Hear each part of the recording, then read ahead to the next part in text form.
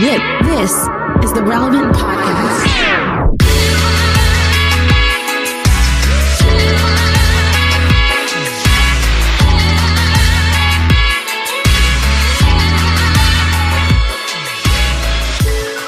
It's Tuesday, January 12th, 2021, and it's the Relevant Podcast. Here in Orlando, I'm your host, Cameron Strang, and joining me from Loverland, Virginia, Jesse Carey. Hello, hello. From Nashville, Tennessee, artist, producer, mogul, Derek Miner. Yoski. And once again, sitting in for the whole show today, author Kristen Howerton. Welcome, Kristen. Hey, guys. It's great to have you one more time. To our listeners, Jamie is out for the week, so we get to have Kristen sit in. It's a lot of fun. I love doing shows this time of year because this is when, it's the week of January 8th. This is the time when our ambition meets reality, just on a personal level, because I made some pretty ambitious New Year's resolutions, and about a weekend, finding myself very overwhelmed. In fact, I caught up in my reading. Yeah, I was like, I was going to do a read the Bible in the year thing with a group, and I got a text because it's like an online thing. I just had to binge. I think I did. It's a daily plan, and I was last night binging the first 7 days of the year. If I haven't even started, I'll just get caught up, guys. I'm kind of stressed about all my New Year's resolutions, considering 7 days in, I've already failed or not started most of them. Where are you guys at with resolutions in general? And if this has been a cold week of reality for you guys as well? I've just noticed, maybe it's who I follow on Twitter or whatever, but I've noticed a bunch of people who are trying to do dry January have already bailed. This is not the January for that. I think everyone bailed on the Georgia runoff night. Everybody was like, I can't not drink. It was such a close race. I made it to Saturday afternoon of New Year's Day with my drink. Yeah. Okay. Kristen, are you a big resolutions person? I will say that usually I am. And then I started doing a word of the year. But this year I did nothing. I really just felt like we're still in a pandemic. I still have 4 kids learning from home while I try to work full time. I'm not adding anything. My expectation for myself is just make it through the year. I can't add more to that. But I appreciate that too, because I have found that I've allowed the pandemic to excuse a lot of other behavior that otherwise I would just never do. It could be 11 o'clock at night and I'm going to order an entire pizza, right? And eat it. Pandemic. And be like, I'm doing the right thing. I'm doing the right thing here by staying home tonight, when really I just wanted an excuse to eat a pizza at 11 o'clock, I do think the pandemic has given us that sort of, look, our job right now is to get through this trash fire of a couple years. Derek, are you a resolutions guy, man? Nah, man. I ain't no resolutions dude, bro. I'm like, if I'm gonna do it, I just need to do it now. So I started getting I have not a resolution, but a goal. I have goals, but I'm not okay, we're gonna start in the new year. I'm gonna go ahead and get it popping. Yeah. I'm all in or all out on anything. I'm 100% or I'm 0%. Mm-hmm. And I'm like that. So for me, pandemic year, 0%. I mean, in the last year, because I was on sabbatical and then went from sabbatical into a pandemic. So it was 15 months. I didn't wear anything but shorts or sweatpants. I literally have not dressed for human interaction in 15 months. And so I hit my limit. I hit my wall right before the holidays. I was just mid-December, early December, I was just I was tired of it. I was tired of being tired. I was tired of kind of letting everything go.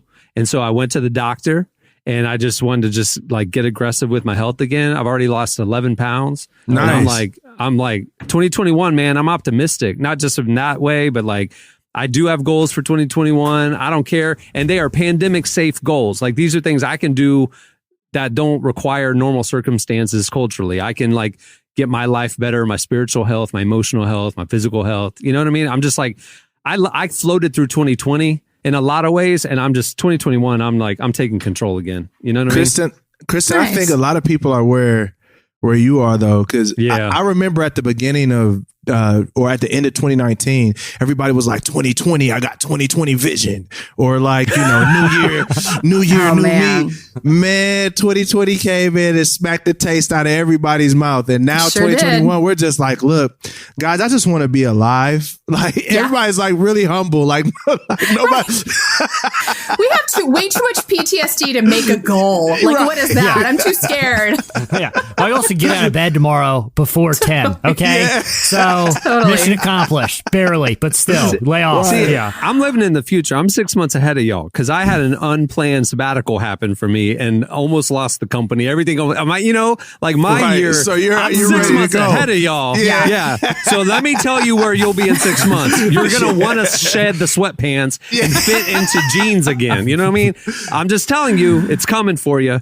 I threw all my jeans away, bro. I was just they're gone. I don't even need have not jeans. worn jeans. Well, as a woman, I feel bad for you guys because you can't. Well, you could. I'm not saying you couldn't, but my strategy has been the muumuu. So I just wear house dresses all day, and they look like you're kind of dressed, but you're not wearing pants. It's actually kind of awesome. See, that's I'm wearing one right now. It's not fair that there's not a male equivalent of a house dress. Like, can you call it a house suit? They're called gray joggers. They're gray Nike joggers. True. Yeah, that is the male basketball shorts because you look like you're doing something, like you're athletic or something. Could be working out. Exactly. Right. So that's kind of the equivalent. Yeah, theoretically, you could have been playing basketball in those and not, binge watching that show with like the Mormon couple who renovates houses on Instagram. Theoretically, I didn't just watch 6 hours of that in my basketball shorts. Theoretically, I was out getting shots up, playing some hoops, staying in some shape. All of my sweatpants, they're not Fruit of the Loom sweatpants or Hanes. Mine are like Nike sweatpants. Yeah. And I'm wearing Nike shoes. You don't know what I just did. I could have been out for a jog. Yeah, I could have for a jog. You don't know. But the house dress, there's a degree of formality with it. It's not athleisure. It's dress is in it. So I feel like you could put shoes on and look like you were ready to go somewhere. Yeah, exactly. Right. It's really the perfect, because with the sweatpant thing, there's no way of getting around. You're still wearing sweatpants, even if they're more fashionable sweatpants. Sweatpants are sweatpants. I don't care. I don't care if Jerry Lorenzo designed them and they cost $900. Sweatpants are sweatpants, okay? You're not going to go out on like a nice night at like if a guy in the Ocean's 11 crew isn't going to do a casino heist in sweats, guess what? You're not pulling them off, okay? Right. There's no kind of formal equivalent. But I'm ready. I don't know. Jerry's a trailblazer, man. He's pulling off the sweatpants with the blazer kind of thing and making it. I think fashion's going to change. I think for real, like what Jerry's doing with kind of like fashioning up like casual clothes.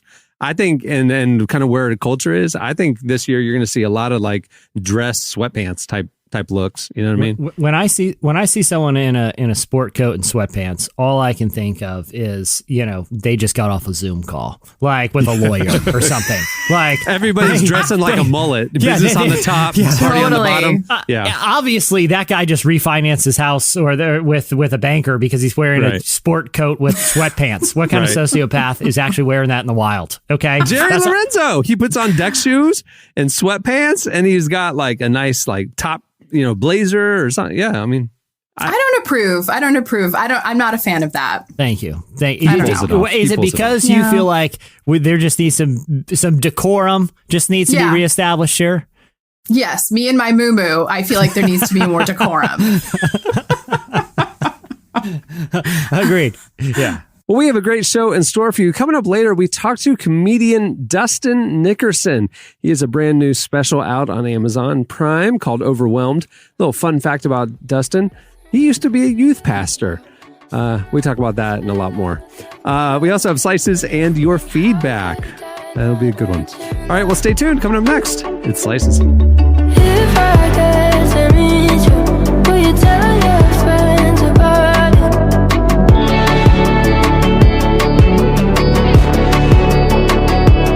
I still can't figure you out. All these words spill out from my mouth.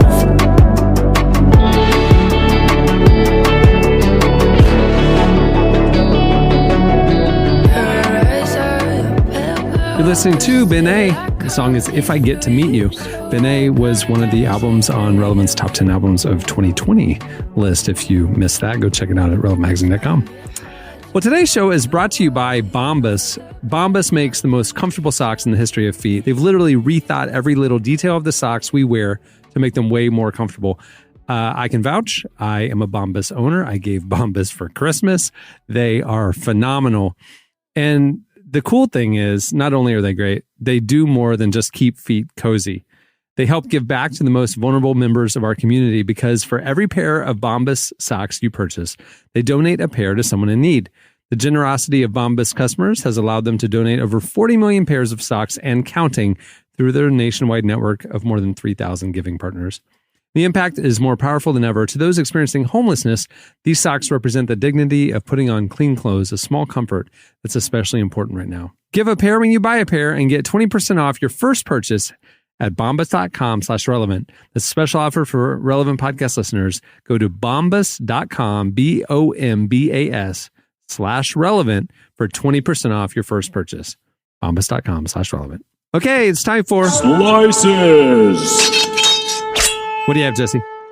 All right, so like a lot of people around this time, maybe I don't want to speak for a lot of people. I feel like one thing that I've done a lot during the pandemic is, and just my family's done just almost out of boredom, it's just like cleaning the house and like cleaning stuff out a lot. You know, it's like once you get done, you're like, oh, let's find more. I've got nothing to do, nowhere to go. And even though I'm wearing sweatpants and haven't showered in 3 days, the idea of any kind of filth in my house, I just got to eradicate. Are you talking about filth or are you talking about decluttering? Like there's a documentary on Netflix called Minimalism that just came out with like Erwin McManus and Dave Ramsey. Yeah. Is it that kind of stuff? Like you want to streamline your life? Gotcha. Both. Yeah, I guess it's just like a way to kind of exert some degree of control over life that seems like out of control. Absolutely. And so there, but it looks like there's a lot of people doing that, including one David Hasselhoff. I don't know if he's. I'm going to assume the Hoff is doing just fine financially. I'm just take the high road here,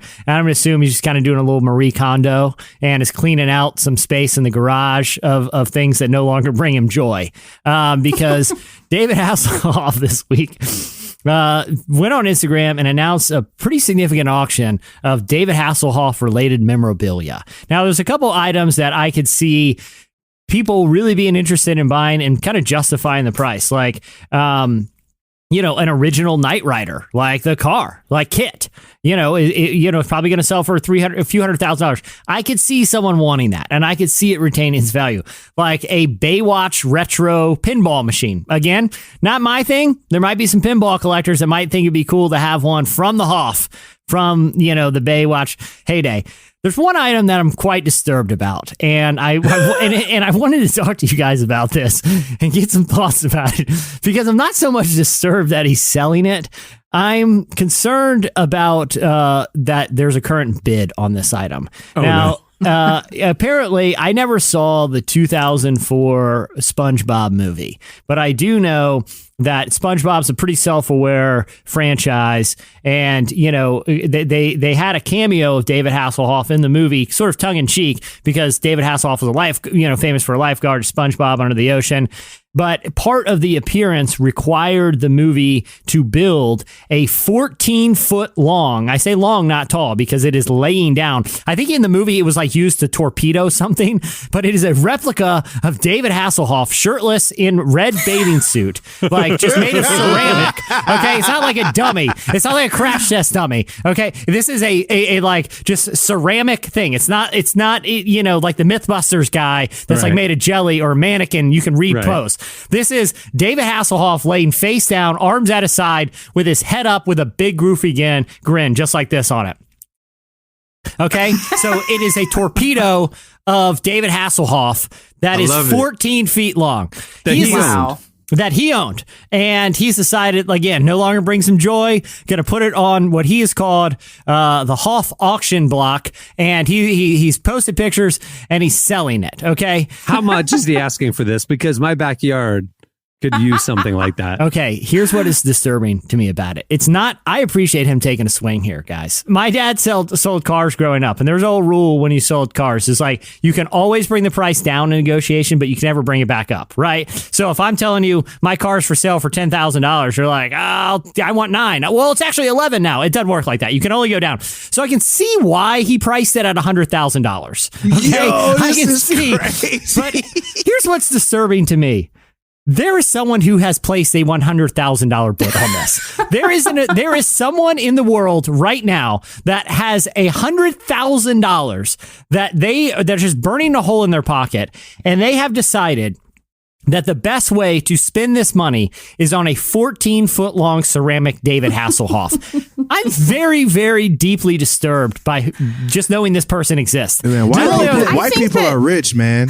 White people are white stupid. people are rich. I ain't saying. I'm just saying y'all got some money, buddy. And the buyer's premium is 21%. So it's $21,000 more than $100,000. I mean, what you mean the buyer's premium? Hold on. What you talking about? The auction house gets a cut. Oh, I thought that came out of the 100,000. No. It's on the top buyer, of the 100,000. The buyer pays it, not the seller. The seller gets what the bid was. The buyer pays the premium, 21%. Is it not like deeply, deeply unsettling that someone is willing to I feel like there's two spend? possible options for who this mystery bidder is. Okay. One, I want to hear them both. I'm trying to see the psychology here. Yeah. One is it's someone who's really rich and has a very rich sense of irony and is buying it to like be the biggest one up at the next white elephant gift exchange. Like, could you imagine if I had just a ton of money and we do a super inappropriate white elephant gift exchange every year with friends? If I had money to burn, I would fully get that and pull that Elon into a Musk. backyard. Like, this is a tech billionaire. This is like just as a I don't even gag, care about $100,000. Yeah. Right. Because like, this will is only be one in the remembered world. forever. So, yeah, right. But right. I think the other possibility that we might be forgetting is the Germans. They love him. They do. They love him. Like inexplicably for years. This might be in a town center in rural Germany. Like this might be replacing the fountain at the center of the town. Like we always forget how big he is in Europe. Yeah, so big. Particularly German, and this is, as it says, larger than actual life. It is 14 feet tall. Unless David Hasselhoff is much taller than I thought, and he's the tallest man in the history of look planet at the Earth. Location of the photos. This is just like a generic suburban storage shed facility where you can rent a 10 by 10 for $100 a month. Or stored at U-Haul. This was just stored at U-Haul, and now it's worth $100,000. It was just sitting there. Yeah. Nobody wanted it. Yeah. Okay. Yeah. But Kristen, to your point, so there's only two logical explanations. One is like Bill Gates, Elon Musk, an eccentric tech billionaire, young guy, thinks it's ironic. Yeah. Always will be the talk of the party. Yeah, exactly. They're doing a white elephant exchange. They're supposed to be a $25,000 limit. Someone went and spent $120, because they came across this. But I like your second theory that it's like Angela Merkel or some high-ranking German official that just knows, look, 2021, we're already off to a little rocky start. What can I do to lift the spirits of the German people? I just see this like flying over like a hang glider over German towns and just having the German people just outside cheering as a 14-foot tall shirtless Hasselhoff flies over. If that's the Bringing case, them joy. Exactly.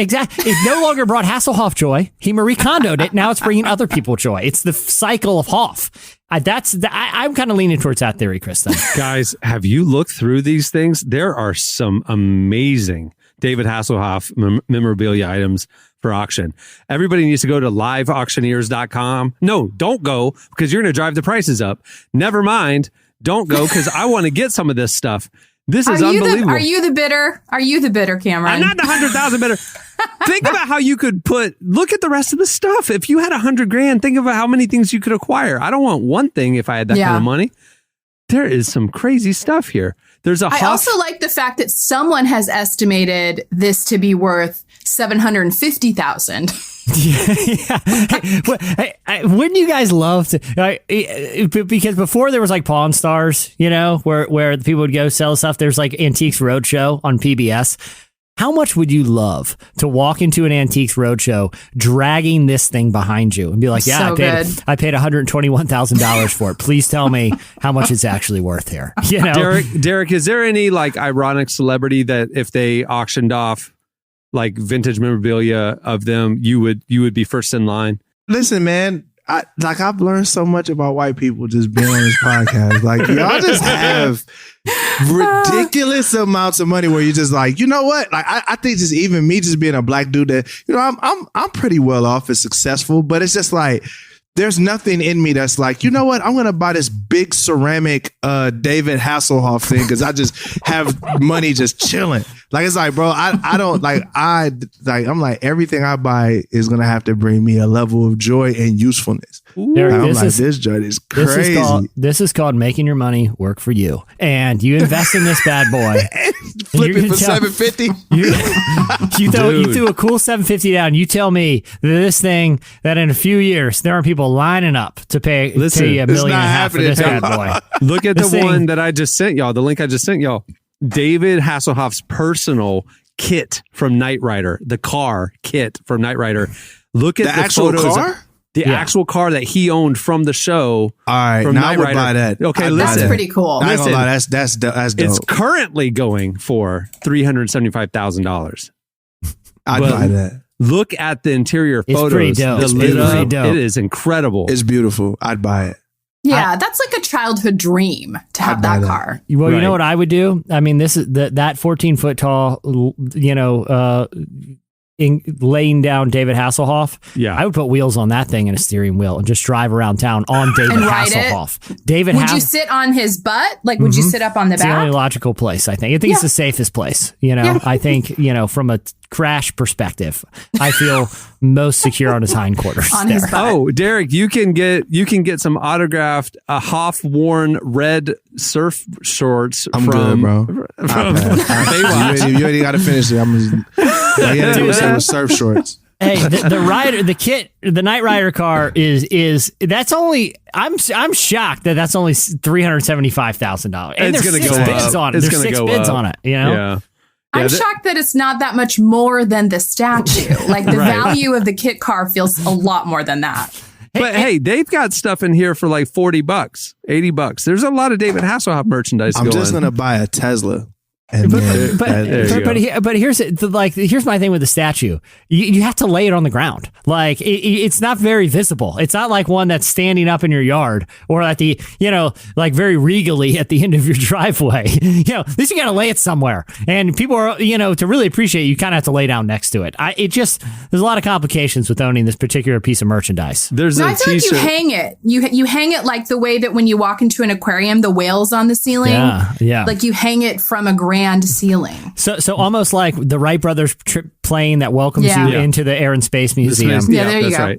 At whatever museum that you're kind of picturing, or just the lobby of your home. Just your home. Just it's a Grand Hasselhoff just You can diving get from the sky. You can get a t-shirt that David Hasselhoff wore that says "Don't hassle the Hoff." I like the. I just want. If I was named David Hasselhoff, I would wear a shirt that says "Don't hassle the Hoff." Yeah, I like this. Yeah. All right. What do you have, Derek? So, I mean, I don't know how many parents watch the show. I'm sure, you know, there's a lot, but I have some good news and some bad news, just depending on what kind of parent you are, whether you're a good parent or bad news. But if you're a good parent, this is great news. If you're a bad parent, this is awful news. But that awful show, Caillou, is canceled after 20 years. Caillou was that kid. If anybody needed a spanking, it was Caillou. Every day he would get on there and cause ruckus, and his parents would just be like, "Oh, Caillou, so to rub your bald head." Well, this show is canceled, and I for one am extremely happy because my kids used to watch Caillou, and I wondered why. Did they really? Yes, and I wondered why they were doing some of the things they did because that boy was very influential in their lives. So that bald head little boy is gone. Hallelujah. You know what I mean? I'm happy. I can't lie. Parents are rejoicing everywhere. Absolutely. I saw it making the rounds that Caillou and Mitch McConnell were both canceled on the same day. Oh my God. It's Leave amazing. Mitch alone, man. Leave Mitch When my alone. kids were little, I hated Caillou so much. Was that one? Was that the show that was most hated in your household, Kristen? That's the show. Well, by me, I mean, Yeah. my kids wanted to watch it. And so Right. I lied to my kids a lot, but I told them we didn't get that channel because we had DVR back then. And so I'm like, oh, we don't get that, and so they never watched it because I found it annoying. I that's your prerogative. That was my Yeah. philosophy too. Like, I don't need to have this on in my house. And so I just didn't let them watch it. So, No. there are certain shows that were pretty good, like Yo Gabba Gabba, like cool artists were coming on, and like Questlove would be on an episode or whatever. Yeah. It's like, okay, let's watch Yo Gabba Gabba. We're not even going to entertain these annoying ones. So Right. Exactly. Yeah, my it's kids aren't over. even aware of that type of thing. Like my 4-year-old asked to watch The Office. Like she's very upset about moving to Peacock. She's like, Dad, why isn't The Office on Netflix anymore? I'm like, I know. We got to Dude, download Peacock that's now. power parenting right there. I That's know. I power started parenting. them young. So Yeah. I'm obsessed with The Office and New Girl, whatever. I watch all the time.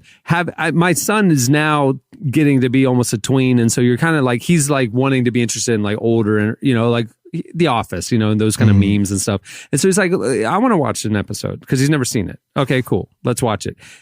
I have when you're watching something that you like through the lens of being a parent, you don't realize how inappropriate The Office is. Every episode, there's something sexual that happens. Here's what you need to do. Which I'm completely oblivious to when I'm watching it, but when my son's sitting there, I'm like, true. oh my but goodness. I'm gonna take the philosophy my parents did, Okay. and not care about anything I watch or consume from a media perspective, and just be like, hey, you're gonna hear these jokes eventually. You might as well hear them as a preschooler because it's hilarious and it will equip you well later in life. Because like I watched my first R-rated. Kristen's agreeing with you. She's a free range parent. She agrees I don't with you. even know. My parents didn't care or know what I watched. Like I would walk into Blockbuster and we would, if we weren't old enough to rent something, we would just switch the tapes around when we could get away with it. Like, and no one would care when I got back home. It's like, I remember one time sneaking Reservoir Dogs into like an Ernest movie case. And I was like, sweet, perfect crime, baby. Tarantino. I'm only 11, but this looks cool. Like, oh my gosh. Kristen, My mom was Oneness Pentecostal, so we didn't watch nothing. Same. We weren't allowed to watch Three's Company because it was men and women cohabitating that weren't married. I wasn't allowed to watch The Simpsons. I wasn't Oh, allowed yeah. to Oh, watch yeah, Married Simpsons with way, Children. yeah. No way. See, my mom took one stand, and me and my brother, as young children, ridiculed her so mercilessly for prohibiting Smurfs because of Gargamel that Okay, she I never remember that. she never went to battle again. Like she saw how hilarious it was that she was preventing us from watching the Smurfs. Like, you think we even want to watch the Smurfs? You should see the real stuff we're watching. There's real warlocks in the cool horror movies that we watch. I don't got to worry about Gargamel. She just was like, okay, this is foregone. They're out of control. This is not a hill I can die on. They just learned very early on there's no point with these two maniacs. All right. What do you have, Kristen? Well, have you guys discussed the Hilaria Baldwin journey yet? No. I don't even know who that is. I'm gonna be honest. Hey, goodness. Well, Kristen, Derek, speaking of white peopling. Yeah, this is All the right. most white people This me is I've the ever heard of. most. This is It's the all most. All right, look, put me on. I love y'all stuff. You know what I'm saying? So Hilaria Baldwin is a lovely woman who's married to what's his face? Alec Baldwin. Yep. She is a beautiful woman. She's a yoga instructor / maybe just a yoga Instagrammer. She posts a lot of photos of herself in yoga clothes, and her whole shtick is having a lot of babies and then immediately losing the weight and posting a bikini shot. Like that's kind of her jam. Okay. I think she just has to keep having babies so she can do that. They have 5 kids at this point. But anyway, over the years, it has been assumed, mostly by things she has said, that she is Hispanic, that she's a Latina. She has said she's from Spain. She speaks with an accent, and she's been on interviews where she has said things like forgotten the English word for cucumber and said like, oh, como dice cucumber? So she's been speaking in a fake Spanish accent. Oh, it's fake. She white. So as it turns out, born and bred in Boston, both sides of her parents just fully white. So this all comes out, and many of us who are, just looking for some schadenfreude over our holiday break go on a rabbit trail of watching old interviews with Hilaria where she's pretending to be a Latina, which, you know what, I can relate to it, because here's the thing. When I was in 4th grade, I really wanted braces, and I took a paper clip and I made it into a retainer and I wore it to school for a week. So we're almost the same. Yeah, it's slightly less problematic. And you didn't change your name from Hillary, which was her given name up until recently. Yes, her name is just Hillary, and she changed it to Hilaria. Yes. Her family, I read her family was from Spain, but then moved to the U.S. Like her mom went to college in Boston, and then, like their careers were here in Boston. And there's footage of her mom giving a speech, 10 years ago, complete Northeastern accent, kind of a thing. Yeah. And then, they're not Spanish, like ethnically at all. Right. Yeah. Well, mom and dad moved. They vacation. They have a vacation home in Mallorca. There you go. So they're not actually Spanish. They just have a house in Spain. Right. Yeah. And they love the culture and all that stuff. And then Hillary adopted that identity and became hilarious. Okay, I just don't get it. I'm like, white people, y'all have everything. Like, why in the world would just be okay with it? Like, you got Derek, everything. we don't have good food, and you have to acknowledge that. So, I know some white women in the South that can bake. Okay, that's fair. Yeah, you know what I mean? Like, we have baking. Yeah, for sure. We cook our chicken. We boil our chicken in water. So. It's bad. It's bad. Like some stuff is bad, but I'm just like, man. I'm like, why? I guess the crazy part too is, I don't know. This is a confusing thing to me. And the crazy thing is that, like, when the internet figured this out and started to post stuff of like, this is not really her accent, like the family, like Alec and stuff, like came to her defense. Or something. That's the point. The double down is the thing that confuses me. And look, I think it's admirable when people stand up for members of their family. Obviously, it seems like she's very much in the wrong here. But my other thing too is like, are we kind of done with Alec Baldwin? I'm not trying to cancel. I'm just saying, like, has like when he was doing Trump on SNL, it was fine. It was fine. Right. Yeah, but it was still Alec Baldwin. Like, I don't feel like Alec Baldwin has done a lot to endear. I'm not saying like you just be straight up canceled. I'm just making the point that it doesn't seem like he's done very much to endear himself to audiences lately. Like, I never am like, sweet, Alec Baldwin's in this. Like, I'm like, he seems to have a tendency to kind of treat reporters and poorly, and like he's a jerk. Yeah, there's just like this pattern of behavior that seems like, okay, look, if there's no apologetic approach to any of this, like, why are we still wanting Alec Baldwin content? Like, Alec Baldwin was great in 30 Rock though, as Jack I agree, Donaghy. but I think he peaked there. I think that was peak Baldwin. And again, I'm not saying out of principle cancel. I'm just saying, like, I as an actor, I'm not even sure why he's still like famous, other than he was famous. My only thing about this is, what's their end game? It's clear that they were caught. She was caught in this bizarre fabrication.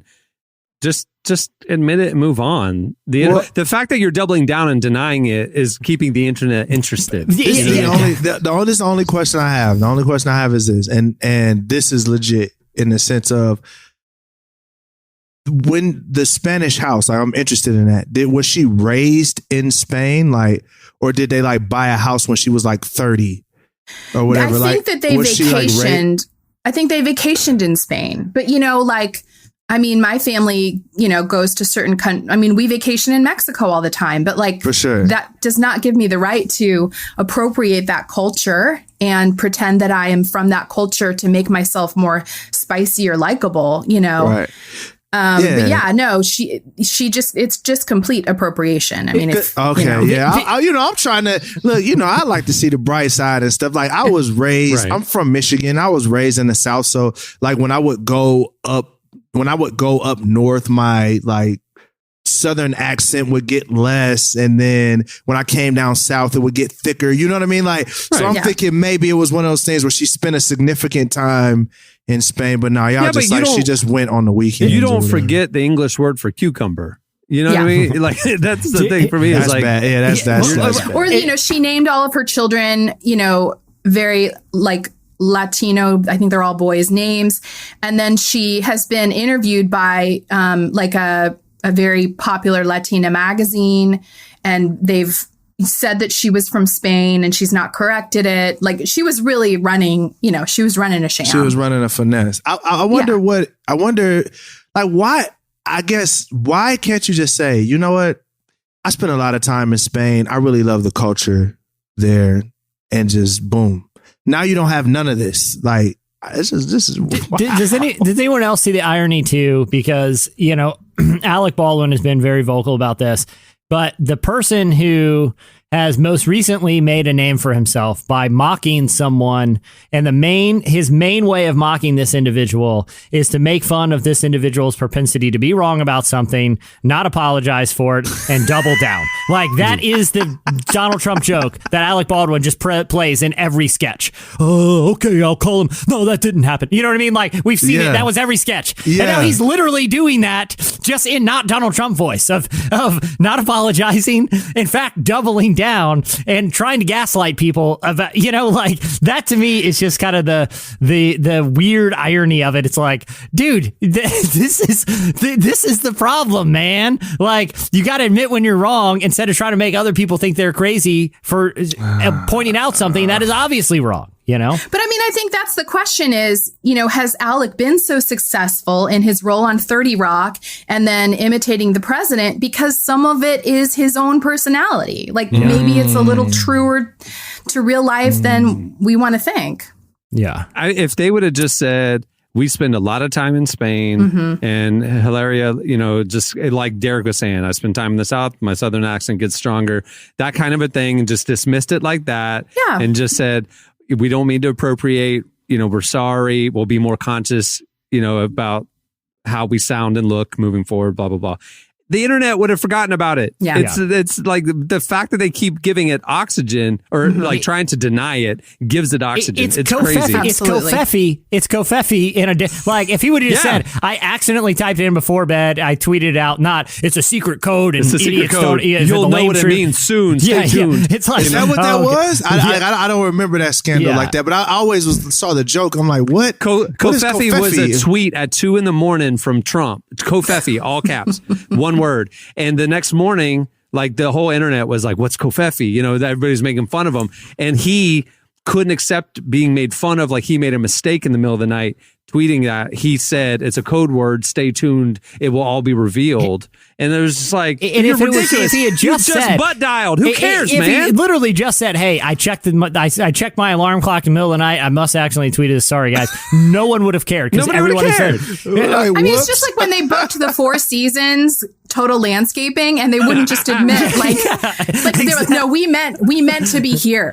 We did this on purpose. We did not think this was the hotel. We wanted to be here. Okay, I got one quick question because this, I don't know if I should save this question for what is Four Jesse Seasons thinking. Total Landscaping t-shirt, by the way. I bought it on the internet. Need that. I want that.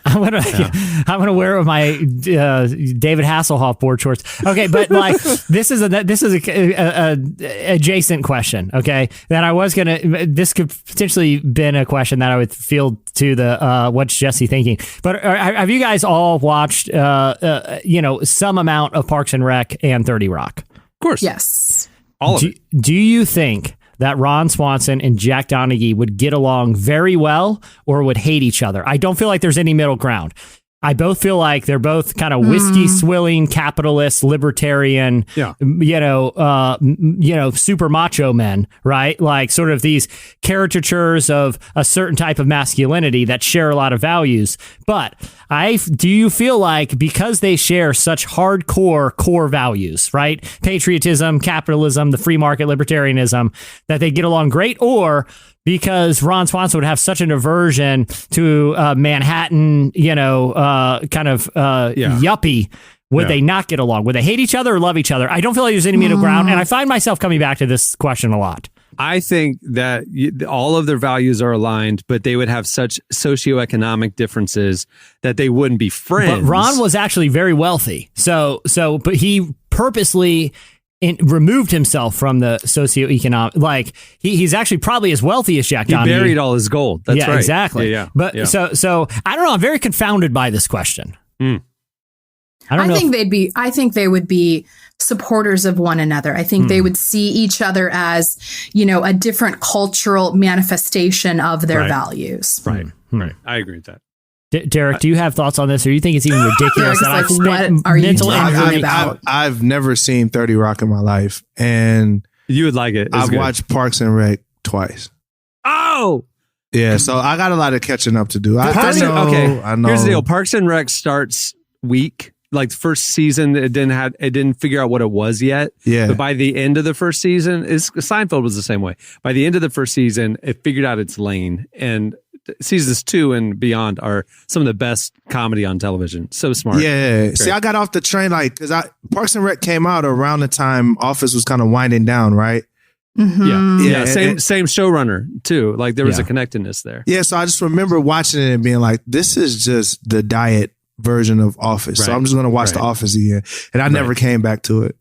Yeah, you got to push through. It's like the first, when people tell me they're going to watch The Wire, it's like you got to push through the first 3 or 4 episodes because they're just laying the context of everything. It's not going to grab. And then all of a sudden, you've watched 6 in a row. Like it's going to grab you.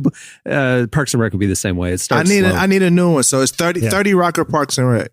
Yeah. Parks and Rec is better, I think. Okay. Depends on your humor. Yeah. I tried to watch 30 Rock with my kids, my kids love Arrested Development, love The Office, love Parks and Rec. 30 Rock did not hold up for them. They were like, I don't like it. I agree that I think comedy sensibilities have evolved because 30 Rock was very much in the Simpsons era where it was high joke density, lots of just absurdity, non-grounded in reality. So Family Guy was like that too. A lot of like pop culture flashbacks, 30 Rock. Donald Glover got his start as a comedy writer on 30 Rock because he sent a Simpsons spec script to one of the producers and they liked it so much that they hired him and he wrote for the show for like 3 years and that kind of launched his stand-up career. But that's sort of the core difference between those two shows, I feel like, is one is in the style of like that the Simpsons created. The other one, Parks and Rec, is more in the Christopher Guest vein, which is mockumentary. A lot of the comedic charm is going to be in the first person. I'm looking directly at the audience delivery because the characters are so funny. And there's also more heart in for sure. Parks and More Rec. sentimentality. Yeah. 30 Rock's kind of cynical in New York, I like them both. They're different, but I like them both. They're both all-time top 5 for me. Yeah. But all right. Well, that'll do it for Slices. Stay tuned. Up next, Dustin Nickerson joins us. I've been running for so long. All that's left is skin and bones. Close my eyes, fight to carry on. Sometimes it makes no sense at all. If I stumble, we love up. If I fall, I tuck and roll. Close my eyes and let the love light guide me home. Let the love light guide me home. Watch the face. You're listening to Cage the Elephant. The song is Skin and Bones. Well, today's episode is brought to you by podcast creation platform Anchor. If you haven't heard about Anchor yet, it's the easiest way to make a podcast. First of all, it's free. There are custom tools that allow you to record and edit your podcast right from your phone or computer. Anchor will then distribute your podcast for you so it can be heard on Spotify, Apple Podcasts, and every major platform. The cool thing is you can also make money from your podcast with no minimum listenership. It's everything you need to make a podcast in one place.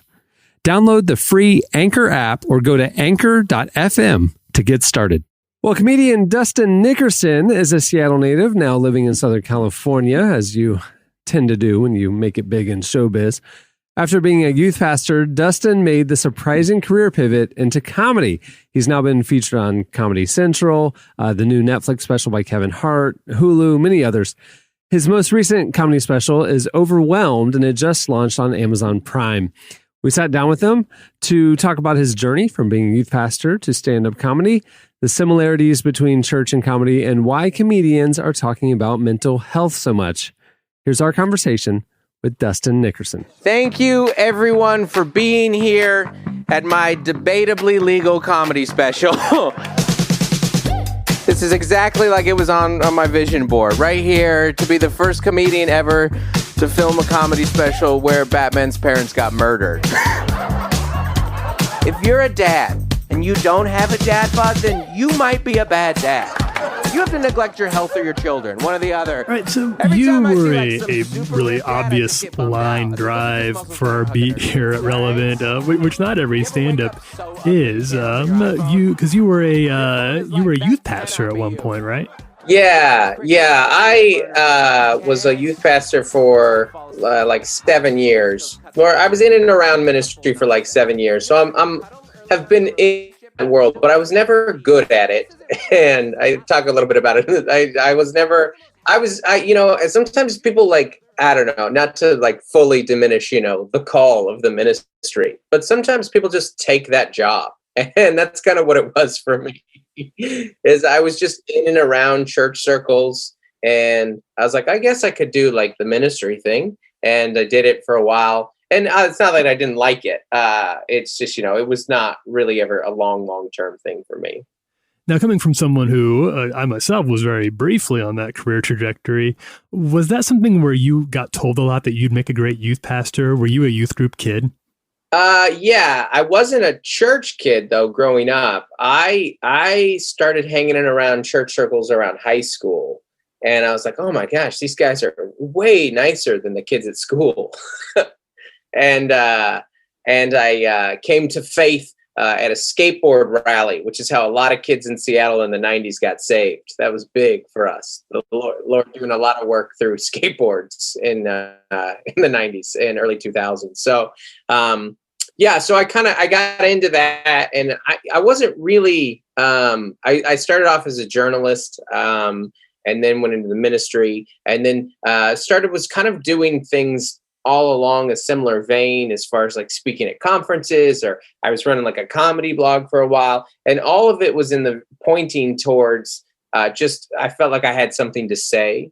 I felt like this is, I want to be in a position where I'm putting out content and I have a platform and I'm sharing, and ministry sometimes is kind of like, unfortunately, is an app for that, but now it's unfortunately an avenue for that.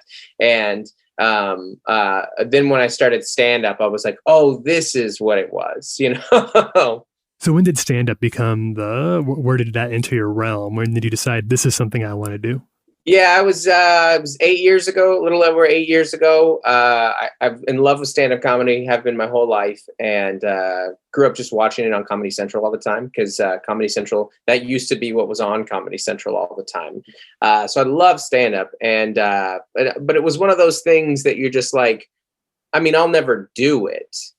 I wouldn't even know how to pursue it. I wouldn't, I know that that's a thing and that looks fun.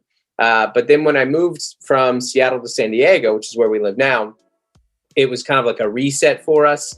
And I was like, oh, I'm just going to go try it finally. And then you do your first open mic, and it's, 3 minutes for 5 drunks, and they laugh, and you go, this is it. This is my actual calling, for lack of a better word. This is actually what I want to do.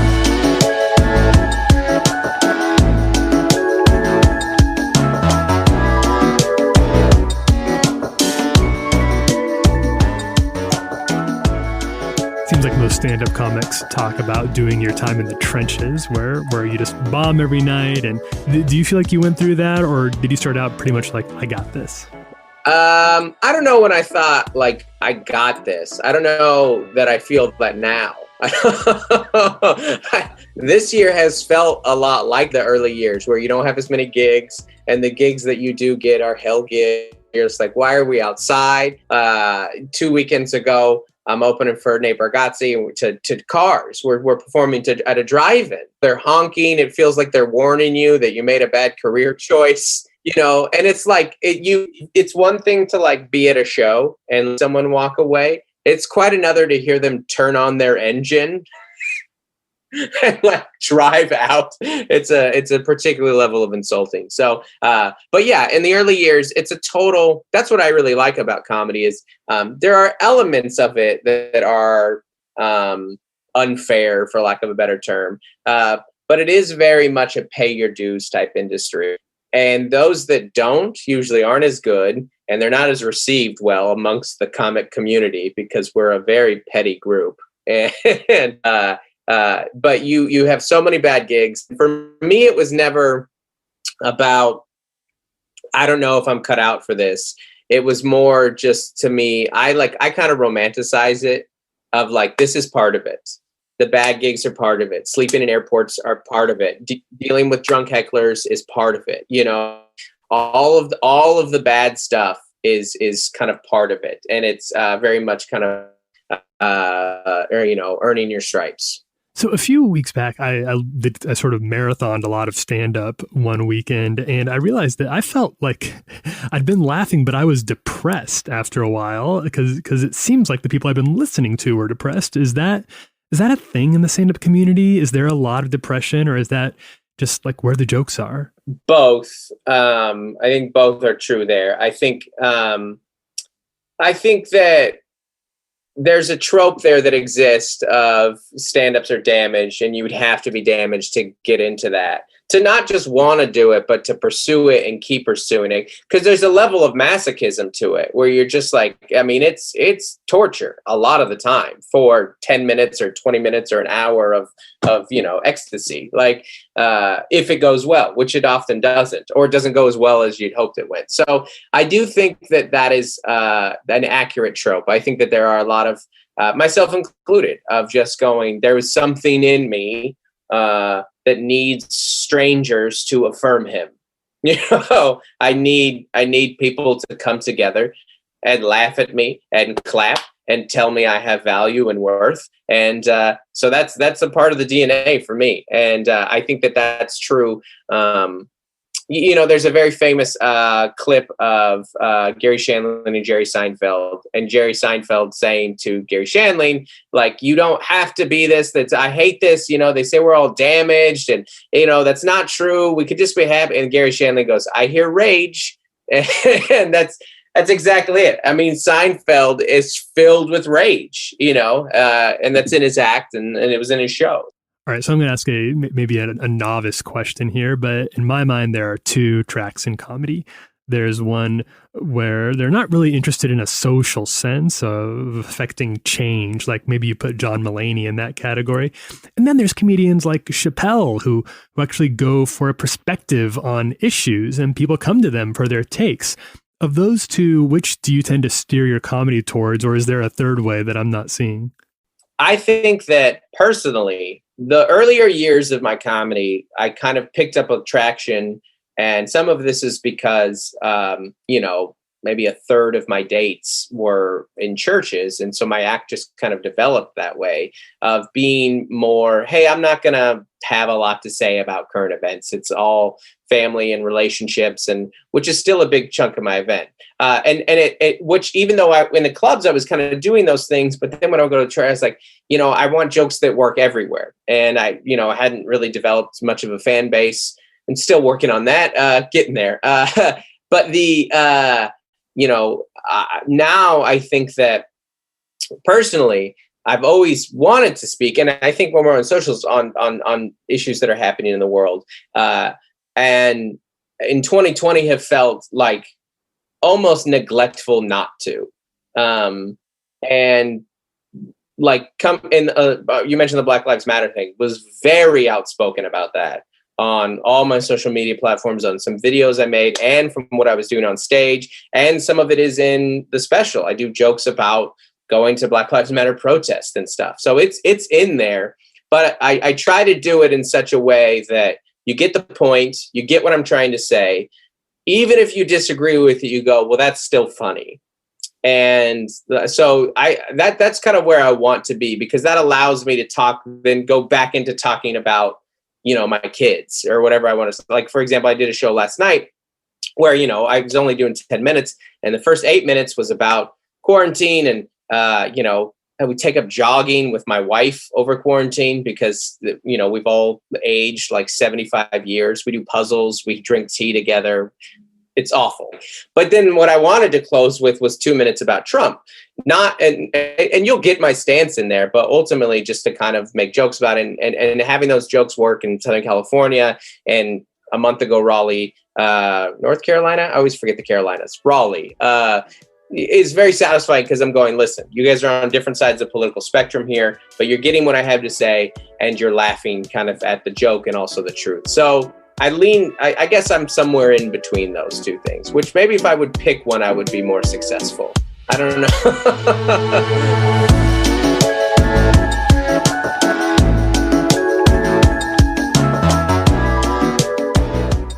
That was Dustin Nickerson. Check out his new comedy special, Overwhelmed, on Amazon Prime.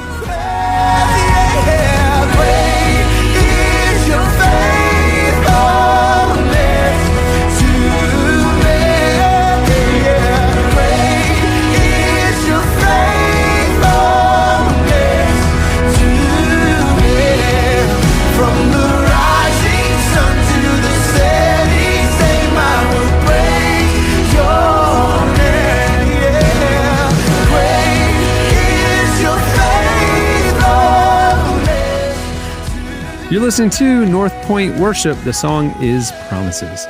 Okay, it's time for your feedback. Last week, Jesse got talking about jet skis, and he thinks jet skis are a regrettable purchase for the person who shelled out $15,000 or $18,000 for it. I think about 20 minutes into the purchase on your first time riding, it's like, okay, now what?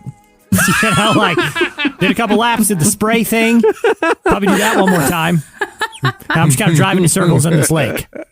What you want to do is have a friend who has a jet ski, not be the owner of the jet ski.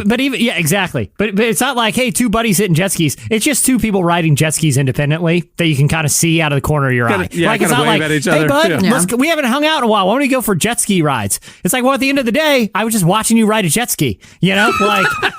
Just not a great purchase. That's all. So we got us thinking about regrettable purchases, and so we asked you what's a purchase that you've regretted. You hit us up on Twitter at Relevant Podcast, and you also posted on the episode Instagram post on the Relevant Magazine Instagram account. Here's a couple of our favorites.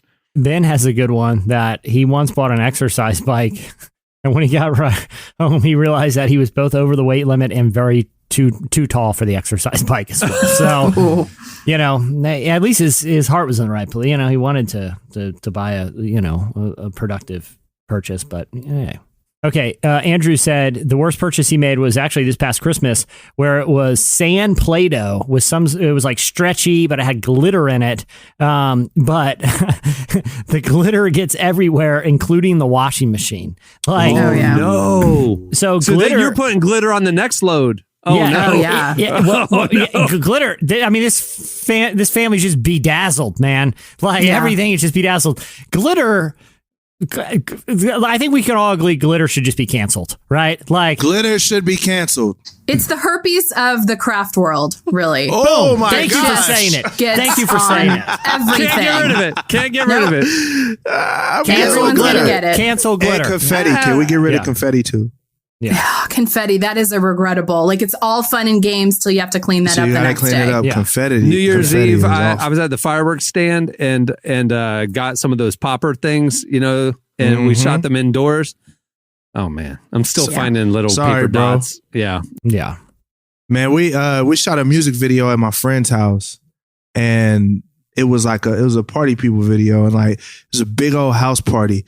My guy says he's been finding confetti literally everywhere for years. He's like, man, one day he was doing a piece of toast and it popped up and confetti was on the toast. He's like, bro, I hate this place. It was a couple of years ago where this guy had this idea where you could mail him money, and in exchange he would mail someone a glitter bomb. And it was an envelope filled with glitter. Yeah. And he ended up shutting it down because he realized that the Frankenstein that he had built had gotten out of control and was storming villages because he's like, I'm covered in glitter all the time, too. There's no way to do this joke without the joke backfiring. Like, I have to handle a tremendous amount of glitter. And now, he was, the same weapon he had crafted was used against them, I seen an amazing prank where a guy, people steal Amazon packages or whatever. And this guy literally was putting glitter bombs on people's porches. So thieves would take them and it exploded in there. And he had cameras inside of it. He had a camera in the box. I it's love that amazing. one. It's my favorite prank. So good. Because you have no one to report it to. This box I stole is full of glitter. Oh, you're screwed. Yeah. And it really exploded in their faces. I mean, all over their cars. It's amazing. All right, that'll do it for your feedback. There's more where that came from. Go check it out. Okay, it's time for this week's editorial question of the week. What's your whitest purchase? Yeah, for real. Well, earlier in the show, we got to talk about the David Hasselhoff auction, and it got us thinking about the weirdest things you've ever bought. So that's the thing. What, as Derek calls it, what's your whitest purchase? But we want to know what's your weirdest purchase, which also happens to be your whitest purchase. Impressed me because the David Hasselhoff thing, like that's pretty impressive. Whoever's trying to buy that David Hasselhoff thing, so you're gonna have to. I want to see the depths of there's white someone purchases. willing to spend six figures, and I have a mental picture of what that person looks like in his mind, and they're definitely a white person, Derek. So. Derek, I went through a phase. I had a weird sense of humor. I went through a phase where I wanted. I'm not a hunter. I don't hunt, but I saw a jackalope one time where it's like they take a rabbit and put horn, like I saw on it it at the office. Yeah. So this jackalope, I got it like when I was in college as a joke. And then I just took it with me wherever I moved. And then friends started realizing, he likes weird taxidermy. And so I started collecting unnaturally horned animals. And so I have like 4 or 5 things, like a piranha with like teeth, like they put like horns on it and junk. I have all these weird, like unnaturally horned animals.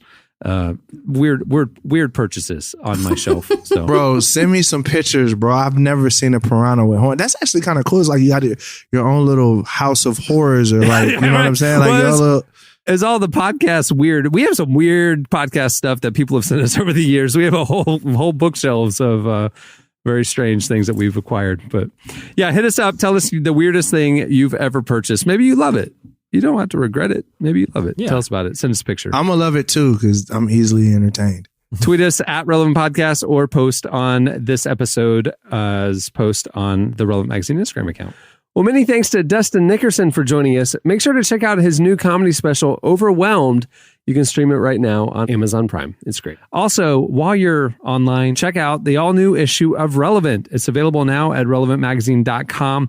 Features in-depth profile with Pharrell on the cover, and some great features with John Mark McMillan, Beth Moore, Liz Bohannon, Aloe Black. Just some amazing stuff. Go check it out right now. It's available for free, the digital edition of Relevant, January, February, issue 104. It's available now. Just came out last week. On that note, we'll wrap it up. I'm Cameron Strang. I'm Jesse Carey. I'm Derek Miner. I'm Kristen Howerton. Kristen, thanks for sitting in with us these last 2 episodes. It has been so much fun. It's always fun. Happy 2021. Just hanging out, not doing much. Not trying doing to stay nothing. safe.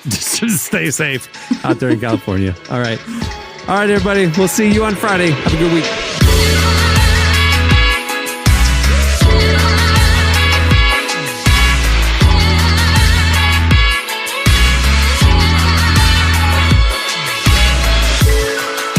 Thanks for listening to the Relevant Podcast.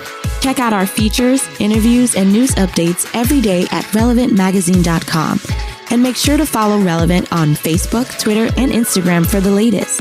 For more great podcasts, browse the shows on the Relevant Podcast Network, which you can find at our site. And while you're there, don't miss the all-new era of Relevant Magazine. A new issue releases every other month at relevantmagazine.com.